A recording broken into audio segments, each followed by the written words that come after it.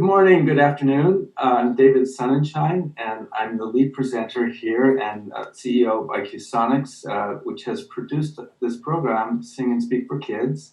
And I'd like to introduce our co-presenters, Dr. Hayoung and Dr. Erica Ellis. Hello, everyone. Thank you so much for attending our session.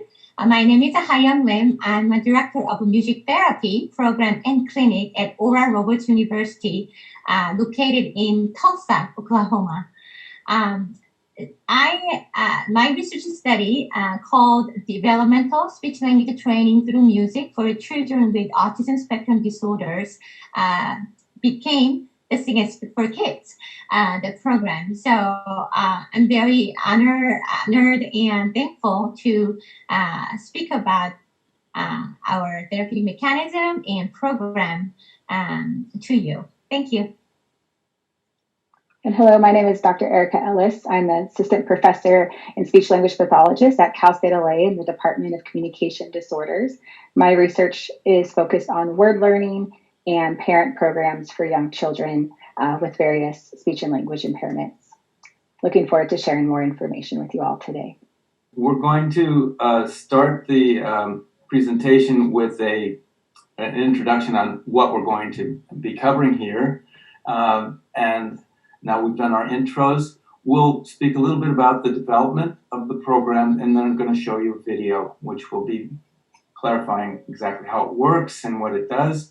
The history I will talk about briefly before the video is that I have a background in neuroscience, music, filmmaking, and specifically sound design. I wrote a book on sound design for film and have been teaching for many, many years and found that this was really useful information for many different applications, including game-based learning.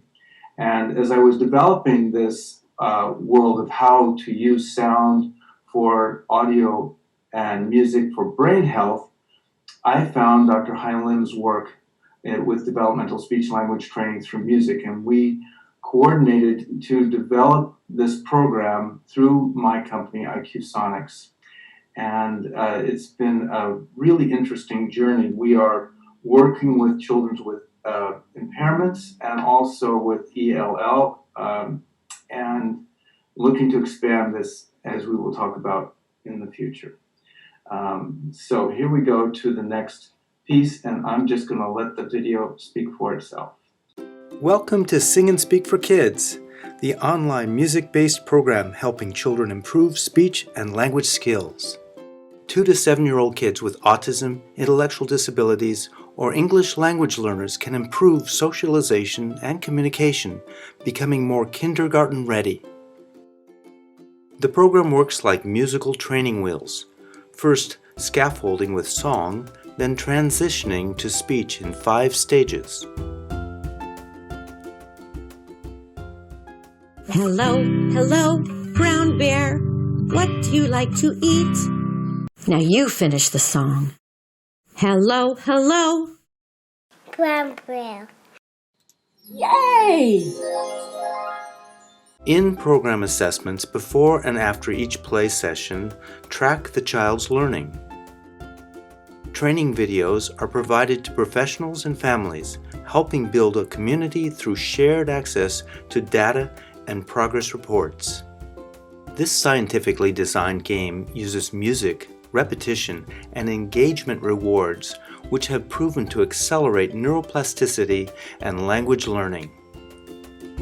In our recent study funded by the U.S. Department of Education, children improved their verbal production from 63 to 71% in over just a 2-week period, with positive experiences for both teachers and parents.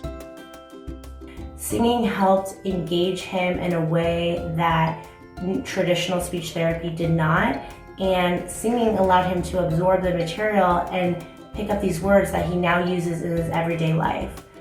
While utilizing the Sing and Speak for Kids app, my students and parents were very engaged, and I observed great improvements in my children's speech and language development. Sing and Speak for Kids helped Henry with word association, vocabulary, and slowing down his speech pattern. What does the brown bear like to eat?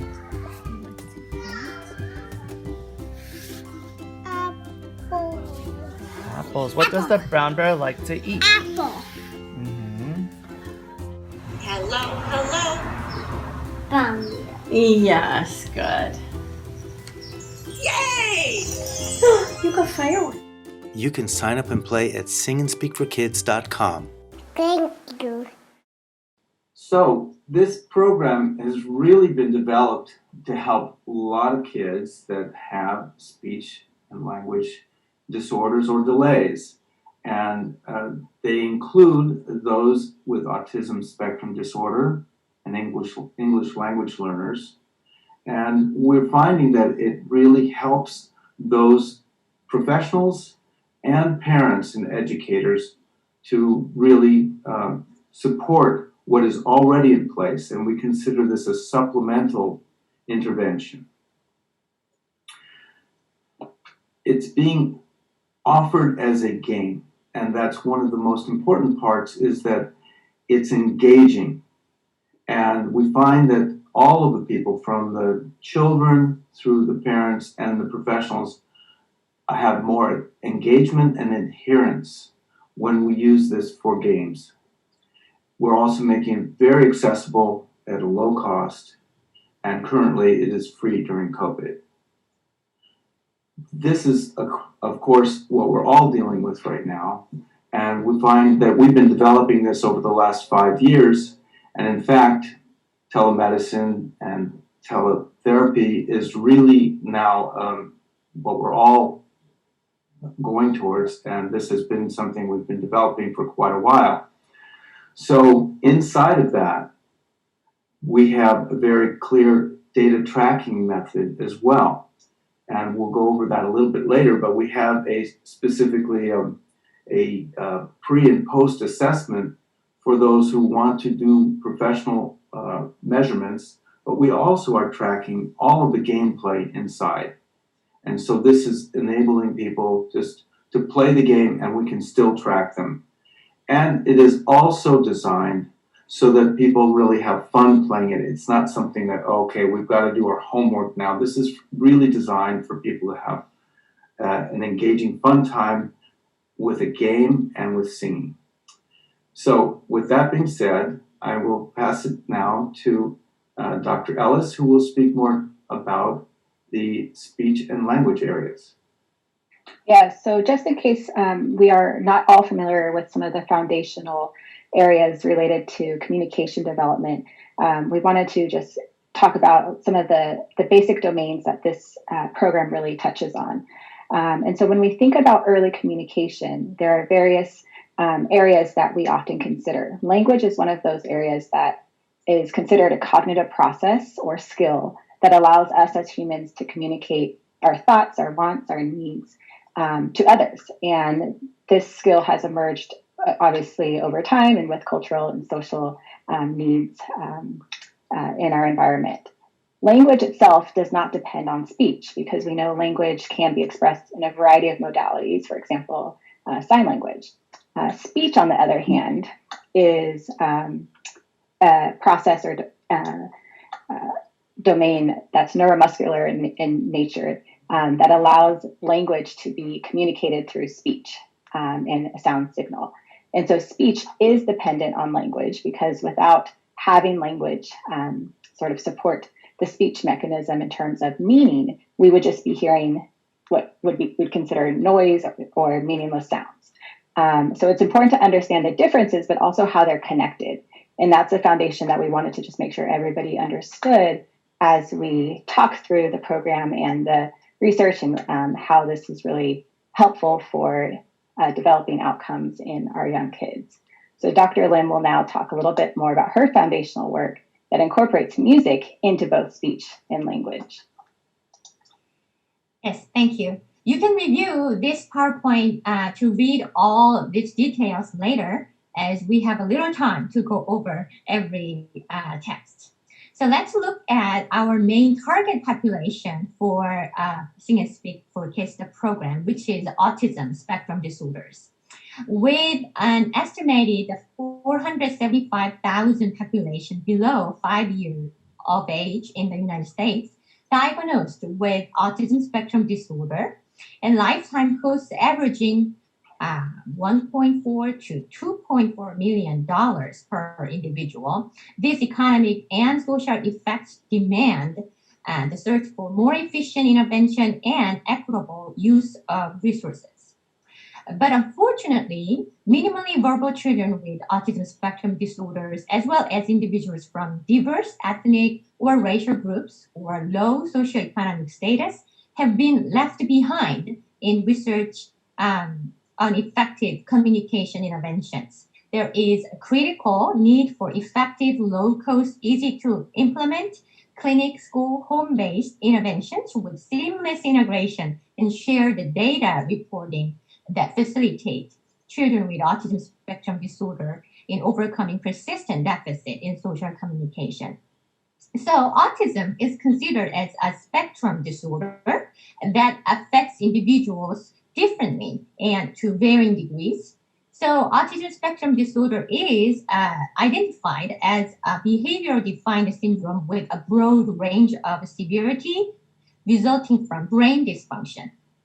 One criterion for diagnosis has remained constant since Leo Kanner's first description of infantile autism in 1943 is difficulty in the development of social communication.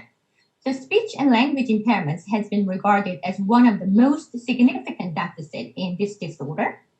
So the main speech impairments in autism spectrum disorder include aberrant features of speech such as semantic disorder, unusual word choices, echolalia, and abnormal prosody, pragmatic deficits. Basically, they would not speak even though they know the words. One of the unique speech features in children with autism spectrum disorder is echolalia. Echolalia is regarded as a speech imitation skill that may predict further speech communication developed in children with autism spectrum disorder. So if I say, "What would you like to drink?" to a child with autism, he speaks me back exactly, "What would you like to drink?" But by speaking the echolalia, the child might express he would like to drink something. So echolalia has been re-evaluated as a developmental behavior that might accomplish functional communicative purpose. And echolalia has been offered as evidence of Gestalt processing in autism.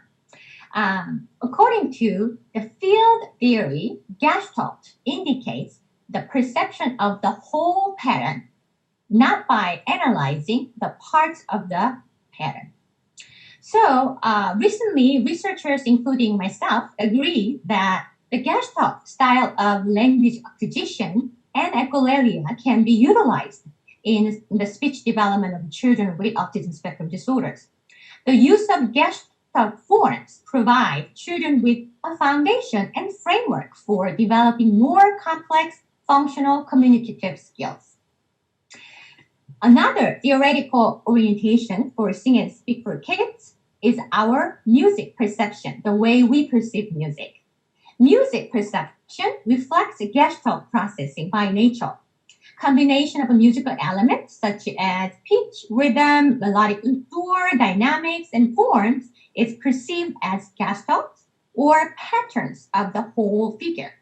Music perception is commonly ruled by Gestalt laws of perceptual pattern organization. One example of Gestalt pattern perception in music is if I sing, listen carefully, "You are my." A lot of you just sang "Sunshine" because you have urge to complete the pattern you already knew, the "You are my sunshine." And this is one of the Gestalt law, we call law of common direction. Also, we found the common neuroanatomical structures are implicated in both musical and speech language perception and production. The perception of speech prosody and melodic contour share certain cognitive and neural resources as do the perception of rhythm grouping in both linguistic and non-linguistic domains. So, oh, what a beautiful morning. Oh, what a beautiful morning. So both speech and the singing, the Broca's area, particularly in the left temporal, the row in the brain, the activating for both speaking and singing. From these theoretical orientations and our perceptual phenomenon, I examined music perception and production in children with autism spectrum disorders. So we found the perception of a musical element appear to be intact in children with autism spectrum disorders. They are able to perceive regulated rhythm patterns in music and to process affective patterns in melodies. So if we provide, they will copy the rhythm and produce the rhythm exactly. Children with autism spectrum disorders are able to not only perceive, but also produce musical sequences containing melodic and rhythmic patterns. They are able to copy varied rhythm patterns and imitate a variety of scales on the keyboard, and their music playing were not different compared to normal developed children. So children with autism spectrum disorder often show an acute proclivity in their response to music despite other deficits. Therefore, music therapy has been shown effective in improving social-communicative deficits for children with autism spectrum disorders. And these are examples of research findings for the effect of music on speech language development. The positive effects for music in the previous studies were largely attributed to increased attention, enjoyment, and optimal social context. The previous studies, however, did not explain the therapeutic mechanism for the use of musical components to enhance speech production. So I propose a rationale of use of music for speech language development in children with autism spectrum disorder and conducted a research study. So my rationale is that perception and production of music and speech in children with autism spectrum disorders follow the same principles of Gestalt pattern perceptual organization, common neuroanatomical structures, and similar patterns of the cortical activation mediate the perception and production of speech and music. And the research protocol is called DSLM. Can we show the DSLM, the next slide? Yes. So this developmental speech language training through music is designed to utilize musical as well as related materials to enhance and facilitate speech and language development in children with developmental speech and language delay. So the musical patterns in DSLM consist of a variety of musical elements, including pitch, melody, rhythm, harmony, form, text, the lyric, and sound quality called timbre, and dynamics organized in order to facilitate the perceptual process and production of the pattern in speech language. Basically, make the children perceive easier for the speech pattern embedded in musical pattern. And the research question, so does the level of speech production in children with autism spectrum disorder differ by training condition? Does the level of speech production in children with ASD differ by levels of functioning, language age, or presence of echolalia? And we want to look into the interaction between those variables. And I measured 50 children with autism spectrum disorder, 3 to 5 years old, and I classified the level of functioning into high and low. And their average language age was 2.5 years, and the presence of echolalia was measured. So participants were randomly assigned into 3 groups: music, speech, and no training. And it was pre-test and post-test design.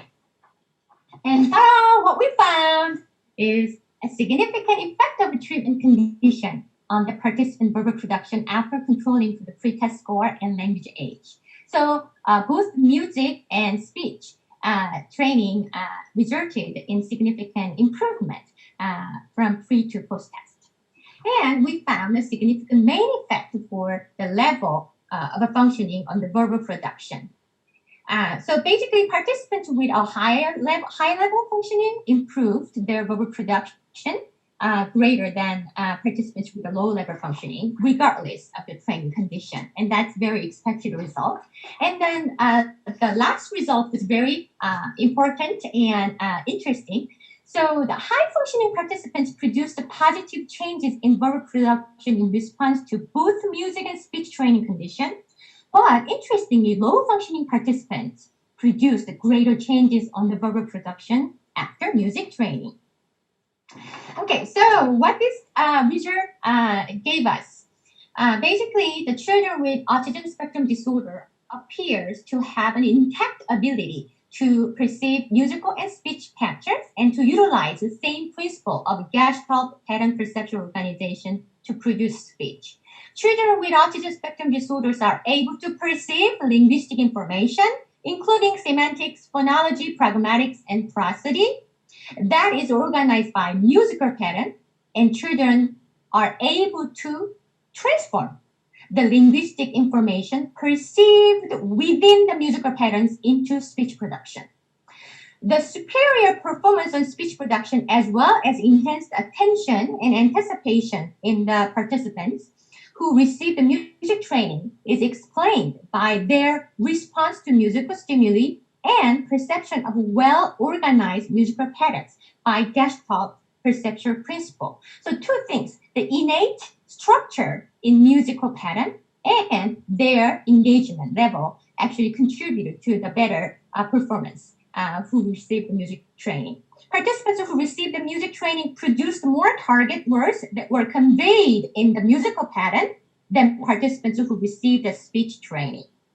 And high-functioning children produced a positive outcome after speech training and music training. But low-functioning children did not produce much of a change in their verbal production scores after the speech training, maybe due to the poor comprehension of the procedure and a lack of concentration during the training. But after music training, both high and low functioning participants produced a positive outcome, training effect, such as increased number of target words produced and improved prosody scores. So speech training might be effective training tool to improve verbal production for children with a high level functioning, but not for children with low level functioning. The music training might be an effective training tool to improve verbal production for children with either a high or low level of functioning. So in particular, children with a low level of functioning seem more likely to improve their speech production in response to music training. So that was my main findings of the research study. And the theoretical orientation, all the explanation, examples of a music therapy, DSLM interventions are included in my book called Developmental Speech Language Training Through Music for Children with Autism Spectrum Disorder, published by Jessica Kingsley Publisher in London. Thank you. That is it. So I'll just speak briefly about how we began this next study. We received funding from the Department of Education, Institute of Educational Sciences, to do what's called a Small Business Innovative Research pilot study. And this is exactly what we did in the last couple of years with this team that we have on our call right now, and looking at the usability, feasibility, and effectiveness of Sing and Speak for Kids. And we'll let Erica describe exactly what we were looking for and what the results were on that. Great, thank you. So as noted, we used Dr. Lim's foundational work to really drive these next questions. We had three primary questions that were targeted in this study. The first is we wanted to see whether training of particular words influenced outcome scores or the change in scores from pre to post test. Our second question really focused on group condition, which I think is a really interesting part of this study that we'll talk about. we had children randomly put into different groups, whether they were being working with a teacher, their parent, or a combination of their parent and teacher. And we wanted to see if this group condition influenced their scores on the post-test after the 2-week intervention. And we also wanted to see if there was an interaction between the training condition of the trained versus untrained words and the group condition. And so we tested a sample of 26 children between 2 and 6 years of age, following a similar method that Dr. Lim talked about in her previous work. These children all had varying speech and language impairments, were at risk or already identified as having autism. And we also included some of our participants were children who were classified as English language learners with or without impairments. So this slide here shows some of our statistical results, which you can look at if you're familiar, but we'll go on to the next slide, which will show you some of our outcomes. So within the intervention, we had, it was a 2-week intervention. Again, the pre and post testing was completed prior to the training sessions. And basically what we did, although we can't go into every single result in detail for the sake of time, what we saw, our preliminary results suggest that children did improve their production of target words. Specifically, our results indicated that participants who received the training via the program Sing and Speak for Kids improved their verbal production of the target words. And this result, again, was after that 2-week intervention exposure and working with the conditions that they were in. And this was for children, again, across the ages and across different and varying speech and language impairments. We can go to the next slide. So again, while we don't have time to go into every single detail, we have some preliminary results that we'd like to share that kind of speak to the specifics that we're seeing in the table in the graph earlier. Basically, we know that children who received the training improved their production of target words at post-test. We know that, and again, I think this is one of the more exciting results here, is that despite the group condition that children were in, we saw improvement. So it does not matter whether they were working, again, with their parent, teacher, or a combination. We saw that the children did improve. Again, that we saw this regardless if they were learning another language, with or without disorders or impairments. And some of the trends seem to think about how this might be able to generalize to longer term learning over time.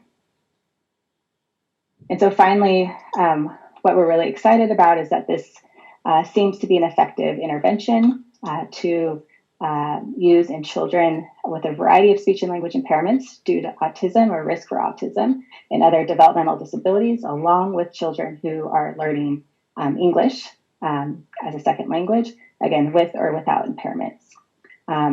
So we are currently writing up our research to submit for publication, and we're hoping that this information can be used by clinicians and educators and parents as a way to supplement more traditional therapy approaches. Thank you. We are moving forward as well with more research, and we've recently applied to NIH for a phase 2 SBIR grant that will be a 2-year study with the Children's Hospital of Orange County. And we are focusing specifically on autism for that, with a pretty large group to get a statistical power. And not only that, but to get a focus groups to help us develop all of the aspects of our program, including the parent training, which is so important. Without the parents really engaged, there is much less outcomes for the children, of course. And so this program is being worked with a whole crew of people, our advisors who are specialists in parent training in educational technology, game-based learning. And also the area of community practice is something that we are incorporating into the actual research study to develop this connection of the support between the parents and the professionals, but also between parents, peer-to-peer coaching, and other areas, including developing platform for user-generated songs, where we're looking to engage all stakeholders more than just learning what is in our library of songs and our target words, but to actually have them become song creators themselves. And by doing this, we're looking to engage them on a creative level and on a social level, so that the games will become expanding between families and to a whole community where they can share their songs. So this is our aim in the next couple of years. We're really excited about this. And the community practice also includes all of you who are currently listening to this. We want to engage you from the get-go as being part of our community. So I'm looking forward to continuing this dialogue with everyone, sharing our experiences and our knowledge. So that's what we have coming up in the next couple of years. Now I'll go in a little bit into what the program is providing in some more details. So the key features that we're offering is, of course, what we've just been presenting, all the evidence-based research, the integrated data tracking.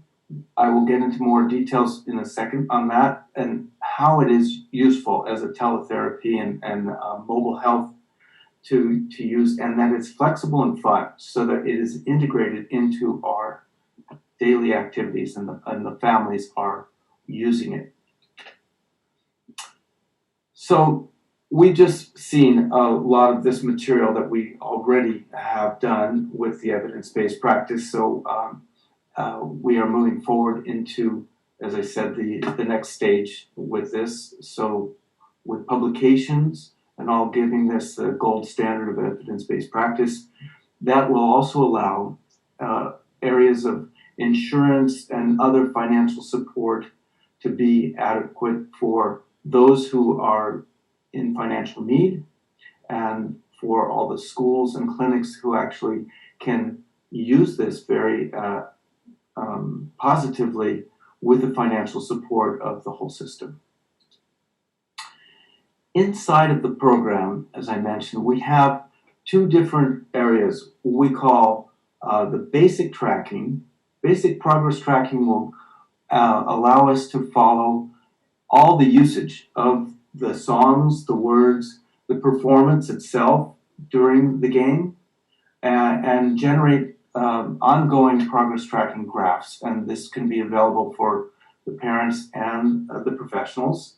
And we will be linking this up to a whole integration with leaderboards and rewards for the kids. This is something that we're developing in the next year or so that it is really a game-based platform that's using this progress tracking. Now, besides that, we have what we're calling advanced progress tracking, which allows us to actually do a pre and post tracking of the child's verbal production, specifically of each of the 6 words that come with each new song. So we establish a baseline, and after each song play, we see how they're doing, and then we can track that as well. So that is a very important part that is available for anyone to use as much as they would like to. And of course, teletherapy, it's been now becoming so much easier to introduce this after COVID. We've been working on this for about 5 years to make it accessible, easy, the usability factor, the feasibility factor, all the things like internet connections and download speeds, all of those things, we are making it so that it's seamless and really you just get to the experience that is very positive rather than having to deal with the technology itself. And it is also intended to be a very short, brief kind of exercise, interactive game that can be done a few times a week, 5 to 15 minutes, that integrates into the current intervention plans. And it can be used also as a reward after sessions, can be played on any kind of device, and we encourage it to stimulate the social communication in the home. So we're developing a lot of the activities outside of the game. So in a sense, we're scaffolding music to speech, but we're also scaffolding technology and gameplay to naturalistic settings and everyday living. So you'll see a little bit in our parent training video that we'll be showing as well how we're going to be doing that. And lots of activities that we're going to be generating, suggesting that are outside the game, so that the technology is, again, just a stepping stone or scaffolding for really the social communication we're looking to develop. Then the different kinds of audiences, the users basically, will be starting with the families. It's certainly the core of what we're looking at to stimulate the child's progress and outcomes. And with that, the support of the professionals. And many different kinds of professionals may use this, both in the clinical and educational settings. And I spoke just previously a little bit about the advanced progress tracking. So it's built in there as an option to use. And then finally, on an administrative level, we are creating it as a single solution that can be tailored to integrate into more complex treatment programs. And they can be inside of the music therapy clinic, as we have here. Dr. Lim's music therapy has been using it for a couple of years now, and speech language therapy and other kinds of interventions so that it can be integrated seamlessly. So I'm going to show now a short training video for the parents that is one of several that come with the program. So it will give you some real concrete indications and tips on how to use this program and other programs as well for the most effective outcomes. So here we go. Welcome to Sing and Speak for Kids. Let's get started. Any computer or mobile device can play Sing and Speak for Kids as long as you have an internet connection. If you have a tablet or laptop, we recommend these for their larger screen size. Once you've logged in with your email and password, you're ready to start. Be sure to keep your password safe and use the Remember Me checkbox on the login page. You've got many songs to choose from. To help you find the most appropriate songs for your child, we strongly recommend you listen to the songs before you play with your child by clicking the speaker button under each song image.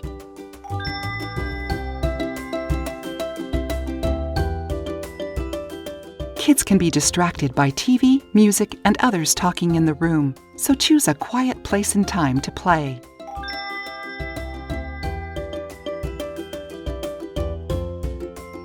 Before you play with your child, have the program logged in and ready to start.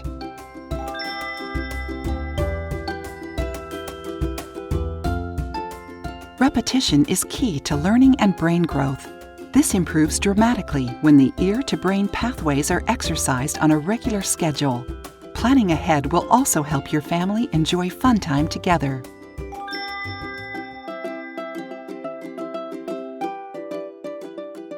Every child has their own pace, so it's very important to go at your child's pace. There's no need to complete the song, so you can pause anytime and restart whenever they're ready. It's okay to start where you left off, or at the beginning of the song, or choose another song, however your child engages best.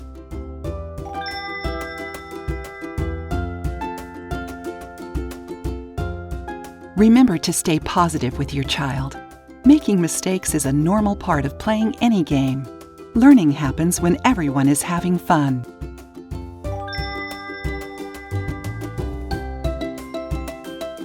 Parent participation is a must for the success of the program.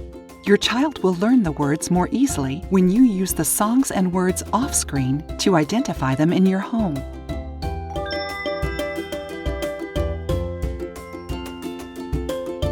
It's helpful to use the target words during their daily activities.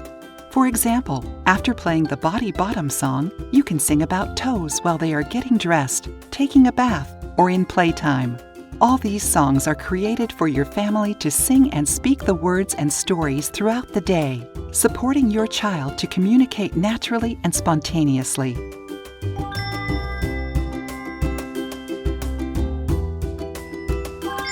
So remember these friendly tips. Listen first to the songs and words. Find a quiet space. Log in first. Schedule your sessions regularly. Go at the child's pace. Stay positive. Identify words in the home. Use the song stories in daily activities.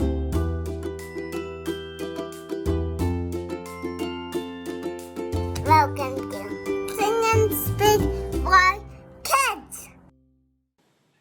Thank you for watching that.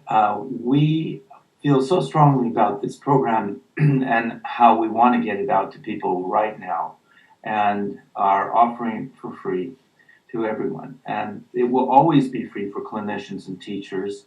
Our intention is, when we do go commercial with this, is to have a subscription plan that will be very cost effective. And for those who cannot afford even those low costs, we look for that funding to come through different areas of insurance, scholarships, etc. And this will be a way for everyone to access this. Now, today, anyone can sign up directly by going directly to our website, singandspeakforkids.com, and just click on sign up, and all of you are welcome to enjoy and share that with your kiddos. I'll just tell you a little bit about our company as well. We have an amazing team here that has put together from all the scientists, researchers, musicians, artists, therapists, educators, to really make this go forward. And we'd like to share a little bit of those with you right now. In our partnerships and community of practice, this has been essential to make this grow. And we are inviting all of you who are also associated with your own institutes and clinics and organizations to become part of our community of practice. And this is about exchanging ideas, supporting one another, and really growing together and servicing those kids that need help. We are founded with myself and Dr. Lim as leaders of this program. And if you're interested in details, as she said, that her book is available. I have also published a book that's a bit outside of this specific field, but brought me into it as a specialist in the area of audio and music for brain health, and also producing films and games. This is what I've been doing for many, many years, and I love this work so much. And just on a personal note, my own family has some special needs people, and I have been very much involved in that world for many years. So my heart and my empathy is really with all those families and kids as well. And I do understand that overwhelm, the challenge, and we're looking to make it something fun and integrated and to make connection happen. So we also have some incredible people on our advisory board in the medical field, in the technology field, the learning field, speech language pathology, and music therapy as well, supporting that. Always looking for more people to invite to our advisory board, so you're welcome to contact me directly and we can integrate you into our team as well. So once again, thanks so much for being with us today, and we really do look forward to hearing from you. Thanks.